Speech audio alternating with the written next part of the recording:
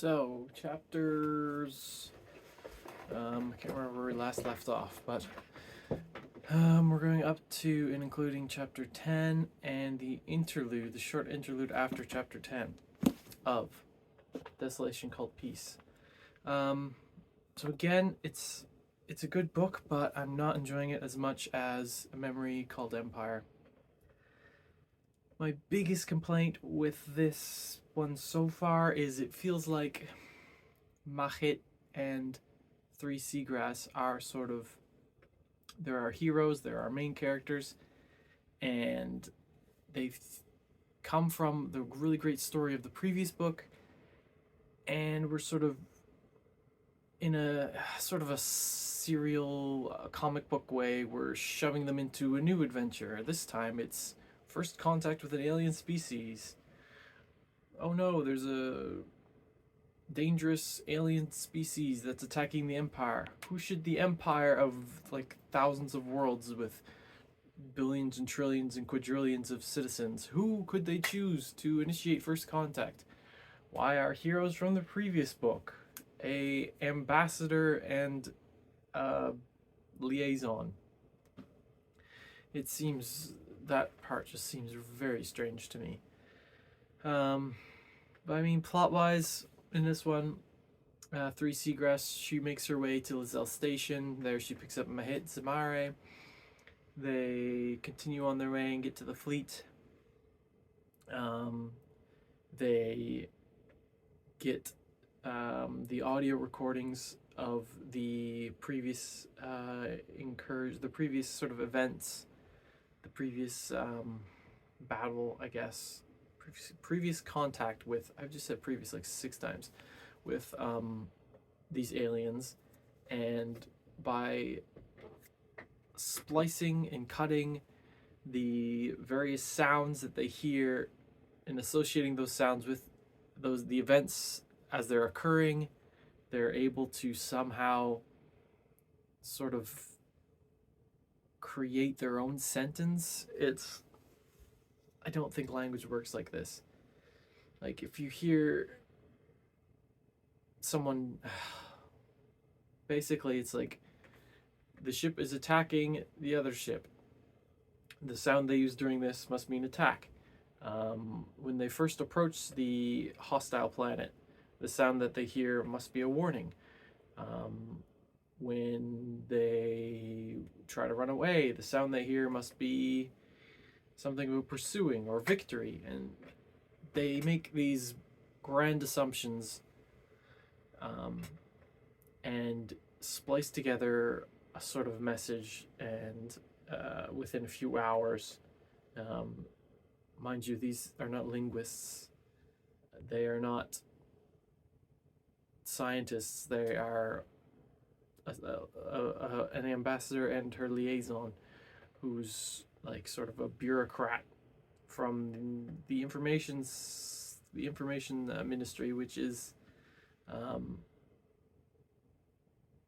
I guess like an important, they deal with information. So but it just seems so far-fetched to me that of anyone in the Empire they choose these people, or they don't even choose them, the author chooses them.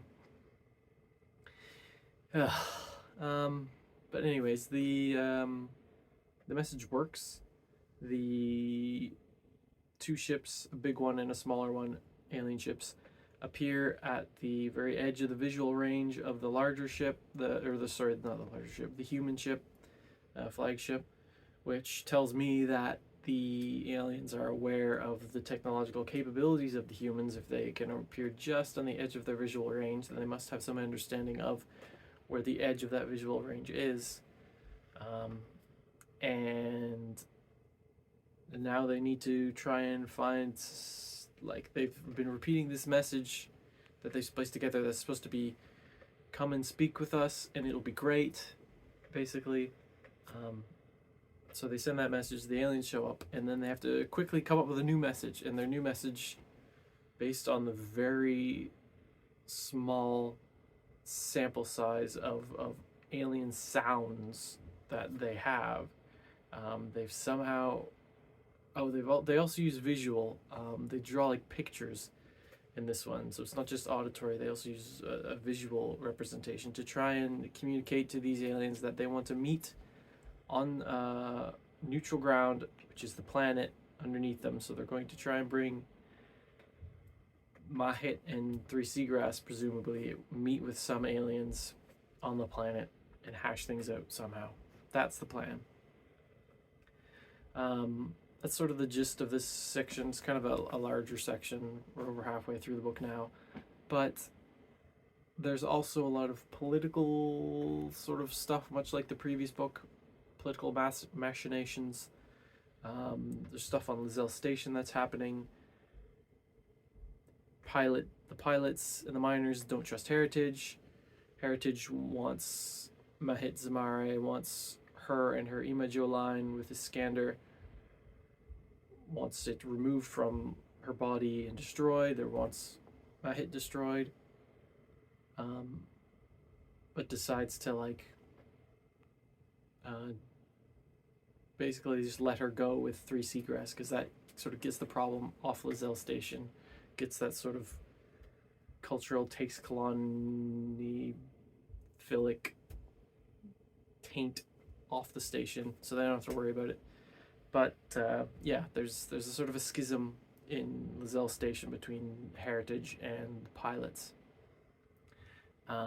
There's also the issues on the flagship, where we have 16 Moonrise, who's one of the fleet captains, but not the Youtlek. The Youtlek 9 Hibiscus, the one who's actually in charge, is sort of being undermined by 16 Moonrise. 16 Moonrise wants to be in charge, presumably. And in fact, 16 Moonrise sends a message back without 9 Hibiscus's knowledge. Sends a message back to the Ministry of War that, hey, 9 Hibiscus has brought on the Ministry of Information, and specifically Three Seagrass and Mahit Zamare. Back in Taxcalan, they get this message. The Ministry of War gets this message. They don't trust the Ministry of Information. They think that the Emperor doesn't trust them. Nobody's sure who to trust, who not to trust. 11 Laurel, who's the sort of spy master of the military branch, doesn't trust information. He's sort of doing some weird manipulation thing with the air. 8 Antidote. 8 Antidote is just sort of taking this all in. Sits in on some meetings in the Ministry of War, and then immediately goes to the Ministry of Information to learn some more, and is sort of not recruited, but the Emperor goes to 8 Antidote and asks him to spy for her. So at our point in the novel, he's going back to the Emperor to report on what he's learned. So there's all sorts of stuff going on. I haven't really been invested or in it because I don't really know where it's going. Usually we have so many storylines and threads that all meet in the end, but it seems we have 2 now. We have the war, the warships, the aliens, and billions of light years away through wormholes and gates. Back at the heart of the Empire, we have stuff going on, and I don't see those 2 ever coalescing at the end of this novel. So I'm not sure why, unless there's some resources or something that the war effort needs that they have to get from the heart of the Empire, but the sort of Emperor will deny them, or the Emperor doesn't trust. I don't know. We'll see. Doesn't matter. So yeah, that's where we're at. One thing I do like, this one doesn't seem to be too much on the sort of poetry and literature and arts of Taxcalan. The culture, sort of a main one of the main themes of the last book was about culture, a culture subsuming your own, and you being totally okay with it. But there is one neat little thing. It was in the last book too, about giving sort of nicknames. They have these Taxcalani names. The number, noun, usually a plant or especially flower. For example, 12 azalea called 3 seagrass reed, and I can't remember what she called him, petal, I think. So they have these sort of very short noun nicknames, like 11 laurel calls 8 antidote cure. 9 hibiscus calls her second in command. I can't remember his.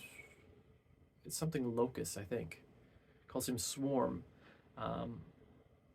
because he's sort of everywhere at once. He has sort of a network of not spies but informants, and he's got eyes and ears everywhere. So swarm sort of suits him. So it's related to their actual name, but it's also a reflection of their personality. I think that's really neat. It's explored a lot. Maybe not explored, but it comes up a lot more in this volume, I find, and I think it's neat. The Tychus names are neat in and of themselves, but these little nicknames and who gives whom the nickname and stuff like that, it is really neat. But yeah, the only thing I can't really get past yet is the fact that in all this grand empire, alien first contact, and a major galactic war, they choose the 2 people from the last book to mediate for them. There is some, like, it's not out of the blue. There is some reasoning, but to me it's just very weak and very strange. And you could have written the whole book with 2 totally different characters, have a linguist and a xenobiologist or something, and it would make more sense. But then you're leaving those beloved characters, supposedly from the first book, out of it, I guess. I don't know. So that's up to chapter 10, and including the interlude, which is not about the aliens this time. The other interlude in the prologue, or prelude, I think it was, were from sort of the alien perspective. This one was, I think this was the one about Lizelle Station and the counselors, the counselor for heritage and for pilots, sort of discussing Mahit Samare. Anyways, that's that.